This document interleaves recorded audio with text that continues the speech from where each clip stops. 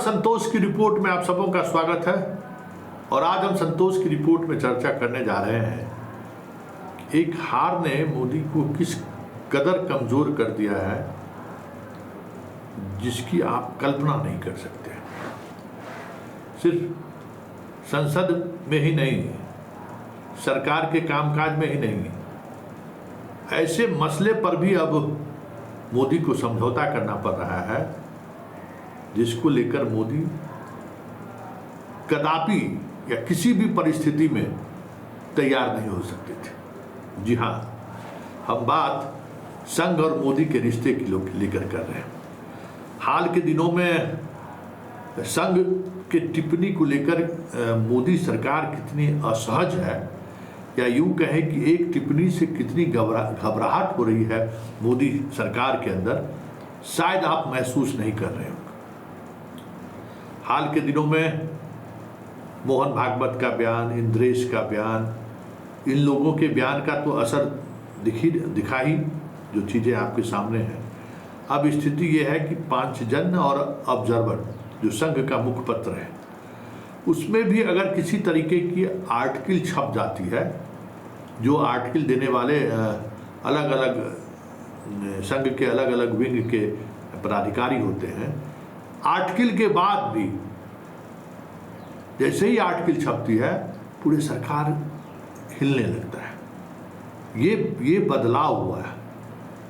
राज्यपाल के अपॉइंटमेंट में तो संघ ने दिखा दी ताकत कि अब राज्यपाल अब सिर्फ शिक्षा विभाग ही नहीं, अब सरकार के अन्य विभाग में भी संघ की दखलंदाजी होगी। और पहली बार जिस तरीके से राज्यपाल की नियुक्ति हुई है उसमें साफ साफ संघ का दबदबा दिख रहा है। इतना ही नहीं, संघ ने सांकेतिक तौर पे ही सही पूरी बीजेपी गवर्नमेंट को, पूरे लीडरशिप को इशारों में ही सही उन्होंने ये संकेत दे दिया है कि सरकार के तरफ से कोई भी ऐसा बयान, किसी मंत्री के तरफ से, किसी पदाधिकारी के, पार्टी पदाधिकारी के तरफ से ऐसा बयान ना आए जिससे एक अलग तरीके से की सोच संघ और बीजेपी को लेकर लोगों के मन में पैदा ले।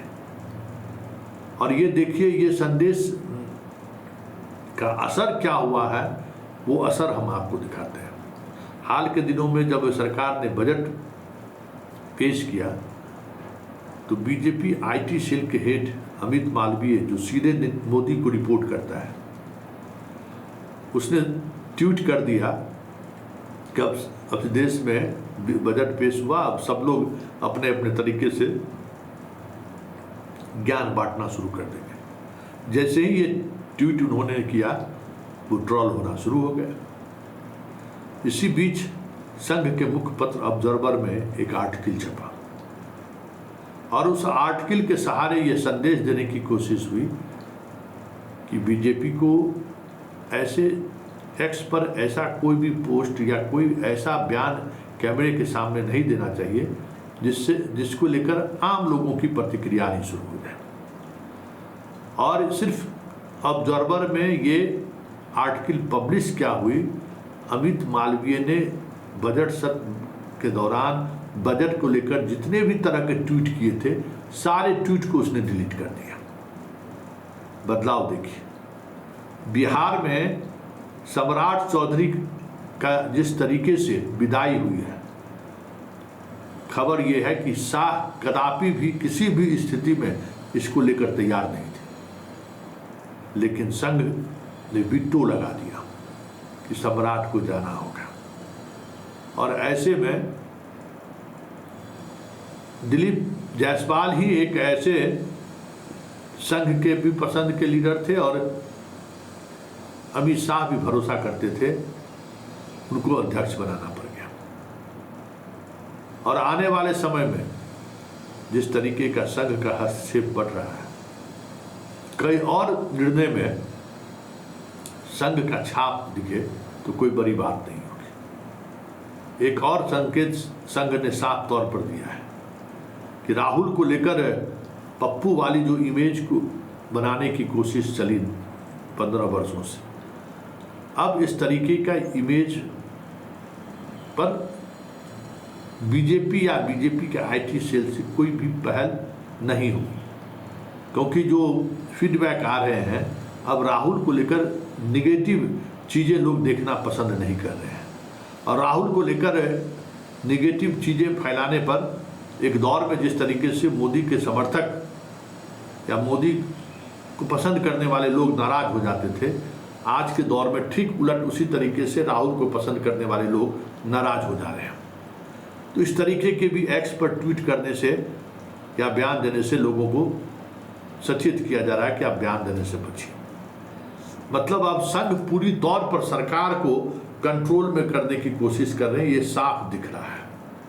और संघ के इस पहल पर शाह और मोदी कितने लाचार हैं वो राज्यपाल के अपॉइंटमेंट में भी साफ साफ पर दिखा।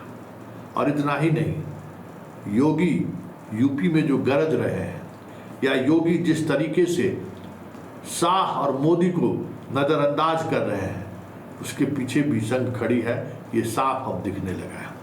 अब ऐसे में ये देखना दिलचस्प होगा कि संघ सरकार को किस तरीके से अंकुश लगा कर रखती है, क्योंकि हर ऐसे निर्णय पर सरकार असहज हो जा रही है जो निर्णय को लेकर उनके मुखपत्र में भी कहीं से कोई आर्टिकल छप गई तो वो फिर परेशान हो जाते हैं।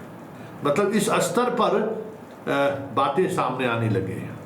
ऐसे में ये देखना दिलचस्प होगा कि आने वाले समय में संघ, अभी तक तो शिक्षा विभाग को ही वो कंट्रोल करता था, अन्य विभागों को लेकर किस नज़रिए से सरकार पर दबाव बनाती है, ये देखने वाली बात है।